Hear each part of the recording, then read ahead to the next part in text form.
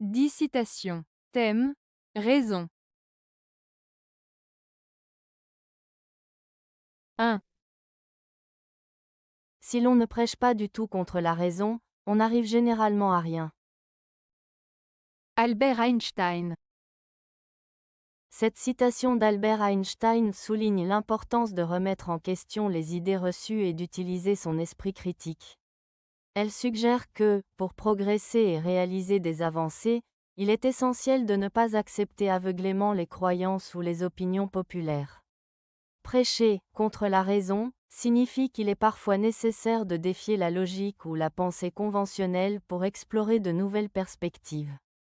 En d'autres termes, si l'on se contente de suivre le courant sans questionner ce qui est considéré comme raisonnable ou normal, on risque de stagner et de ne rien accomplir d'innovant.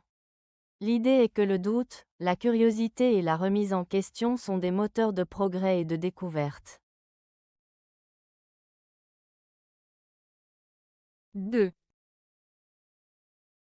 Je ne voudrais pas perdre ma raison. Mais il y a tant de vulgarité à la garder. Émile Cioran.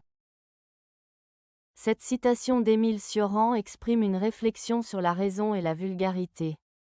Cioran, philosophe connu pour son pessimisme, souligne un dilemme. Il préfère conserver sa raison, c'est-à-dire sa capacité à penser de manière critique et réfléchie. Cependant, il constate que garder cette raison peut être difficile dans un monde qu'il perçoit comme souvent banal ou vulgaire. La vulgarité mentionnée ici peut faire référence à des comportements, des pensées ou des valeurs jugées médiocres ou superficielles, souvent présents dans la société. Cioran semble dire que la raison, loin d'être une simple vertu, peut également être une source de souffrance, car elle nous rend plus conscients des défauts et des absurdités du monde qui nous entoure. En somme, il exprime une tension entre le désir de comprendre et de rester lucide sur la réalité, et la difficulté de vivre dans un environnement qu'il considère peu raffiné ou décevant. Cette citation invite à réfléchir sur le poids de la connaissance et de la conscience dans un monde qui peut sembler peu stimulant. 3. L'être livré à la raison trouve ses forces dans la solitude. Gaston Bachelard. Cette citation de Gaston Bachelard évoque l'idée que la raison, c'est-à-dire la capacité de penser de manière logique et réfléchie, est renforcée par des moments de solitude. Voici une explication plus détaillée. 1. L'être livré à la raison. Cela signifie une personne qui utilise sa pensée rationnelle, qui analyse et réfléchit. Cette démarche nécessite souvent du calme et de la concentration. 2. Trouve ses forces. Cela suggère que la solitude permet à cette personne de puiser dans ses propres ressources mentales. Elle peut mieux se concentrer, développer ses idées et mieux comprendre ses pensées. 3. Dans la solitude, ce terme fait référence à un état d'isolement ou de calme, loin des distractions et des influences extérieures. La solitude peut être vue comme un espace bénéfique pour la réflexion personnelle. En résumé, Bachelard souligne que la solitude n'est pas nécessairement négative. Au contraire, elle peut être un atout pour approfondir ses pensées et renforcer sa capacité à raisonner. C'est un moment où l'on peut vraiment se connecter avec soi-même et développer une compréhension plus profonde des idées.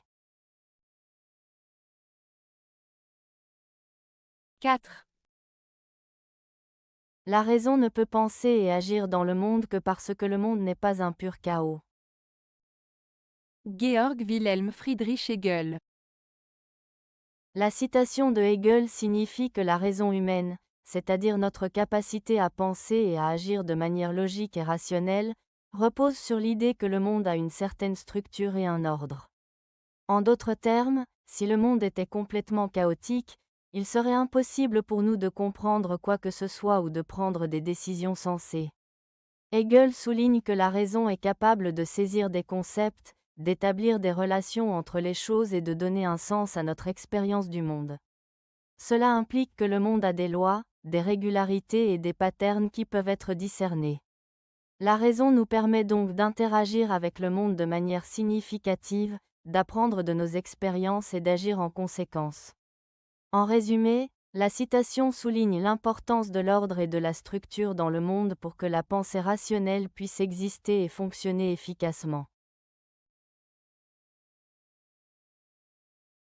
5.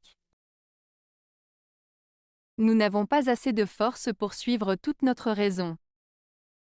La Rochefoucauld. La citation de La Rochefoucauld, « Nous n'avons pas assez de force pour suivre toute notre raison », signifie que même si nous savons ce qui est juste ou logique, il est souvent difficile de mettre ces idées en pratique dans notre vie quotidienne. En d'autres termes, notre capacité à agir selon notre raison ou notre logique est limitée par nos émotions, nos désirs ou nos faiblesses humaines.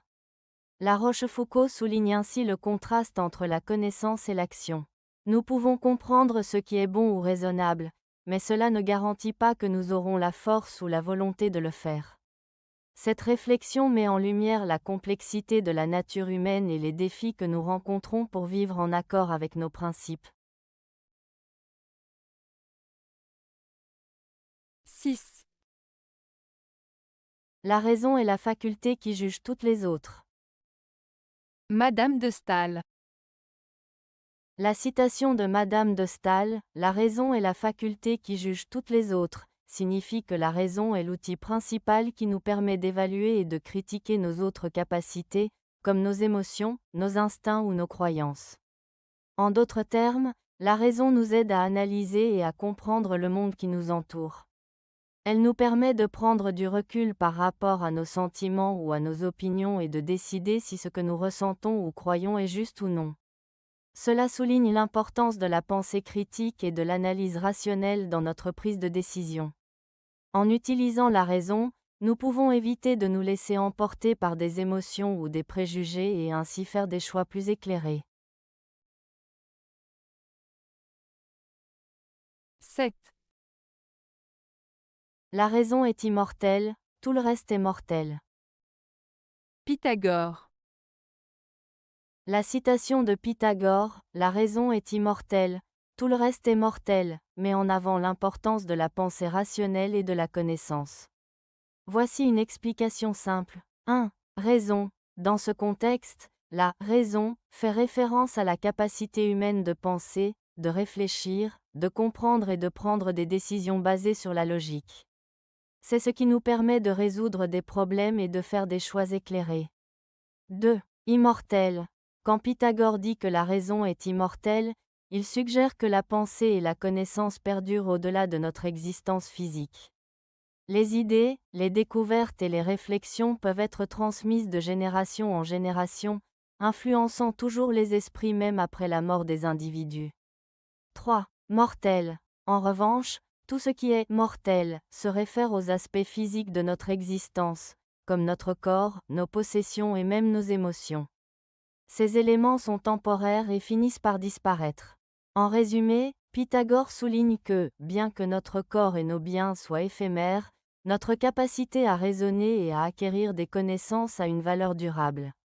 Cela encourage à privilégier l'apprentissage et la sagesse, car ce sont des héritages qui transcendent le temps. 8. La raison doit être la règle et conduite d'un État. Richelieu. La phrase « La raison doit être la règle et conduite d'un État » attribuée à Cardinal Richelieu signifie que la gouvernance d'un pays doit se baser sur la rationalité et la logique plutôt que sur des émotions, des caprices ou des intérêts personnels. Richelieu, qui a été un homme d'État influent en France au XVIIe siècle, prenait une approche pragmatique dans la gestion des affaires publiques. Cela implique que les décisions politiques doivent être prises en tenant compte de la réalité des situations, des faits et des analyses objectives. En d'autres termes, pour garantir la stabilité et le bon fonctionnement d'un État, il est essentiel que les dirigeants utilisent leur raison pour évaluer les enjeux, établir des lois et prendre des décisions qui serviront le bien commun. Cela souligne l'importance de la pensée critique et de la planification stratégique dans la gouvernance. 9.